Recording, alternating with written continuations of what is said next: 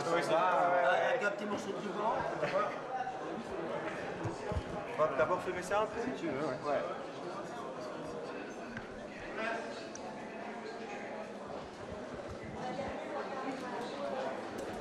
Voilà. Ok.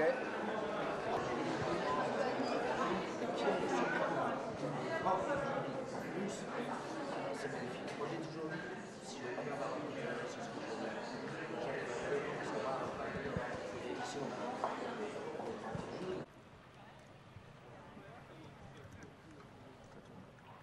Bon ben voilà, Monsieur Renders, dites-nous, est-ce que vous êtes oui ou non candidat à la présidence du FMI? Il n'y a pas de candidature pour cette fonction, c'est plutôt une fonction qui est choisie par cooptation.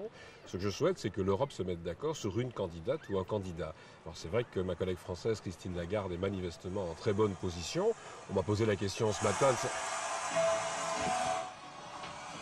va être compliqué à mon avis. Enfin, je pense que c'est bien.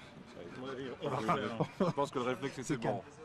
Pas de problème. C'est calme, c'est calme, bienvenue à Cannes. On va te reprendre. On va avoir un bon micro. Oui, non, même crier plus fort, ça tourne. Je repose tout. Hein.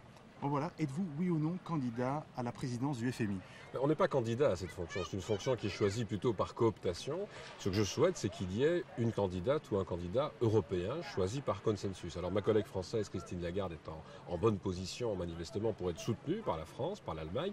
On m'a posé à nouveau la question de savoir si je serais intéressé à la fonction. Bien entendu, c'est une fonction qui ne se refuse pas. Il y a 12 ans que je siège au Conseil du Fonds monétaire, 12 ans maintenant que j'exerce les fonctions de ministre des Finances. Évidemment, jouer un rôle sur le plan économique, politique à travers le Fonds monétaire, pourquoi pas?